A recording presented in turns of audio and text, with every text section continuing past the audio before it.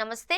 నారాయణపేట జిల్లా మక్తల్ నియోజకవర్గంలోని కృష్ణా మండలం మూడుమాల్ శివారులో కృష్ణా నది ఒడ్డున ఉన్న నిలువురాళ్లు త్వరలో ప్రపంచ వారసత్వ ప్రాంతంగా గుర్తింపు జాబితాలో చేరనున్నాయి.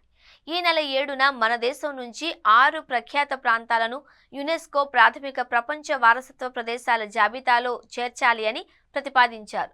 వాటిలో 3500 సంవత్సరాల పురాతన మెగాలిథిక్ స్మారక చిహ్నాలైన మూడుమాల్ నిలువురాళ్లు కూడా చోటు సంపాదించుకున్నాయి. మిగిలిన వాటిలో ఛత్తీస్గఢ్లోని కంగేర్ లోయ జాతీయ పార్కు, నాటి మౌర్య సామ్రాజ్యంలో అశోక చక్రవర్తి నిర్మించిన ఆలయాలు, మధ్యప్రదేశ్, ఉత్తరప్రదేశ్లోని బుందేల్ రాజవంశానికి చెందిన కోటలు, రాజభవనాలు ఉన్నాయి.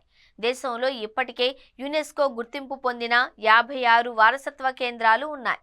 గుప్తుల కాలం నాటి ఈ నిలువురాళ్లు దాదాపు 80 ఎకరాల విస్తీర్ణంలో విస్తరించి ఉన్నాయి.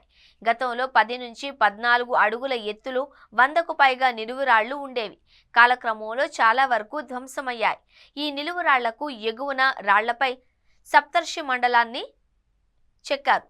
దీని పక్కనే దాదాపు 50 ఎకరాల పరిధిలో గండశిలలతో ఏర్పాటు చేసిన గుండ్రటి నిర్మాణాలు ఉన్నాయి.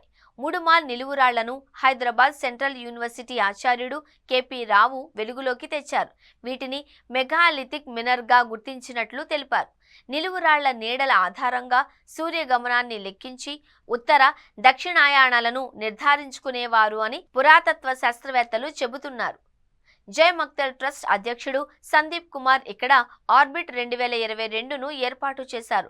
Planetary society of India, Telangana information technology అసోసియేషన్తో కలిసి నిర్వహించిన ఈ ప్రాజెక్టులో సౌర వ్యవస్థకు సంబంధించిన పరిశీలనలు నిర్వహించి మోన్హిర్స్ యొక్క ఖగోళ శాస్త్ర సంబంధిత ప్రాముఖ్యతను గుర్తించారు.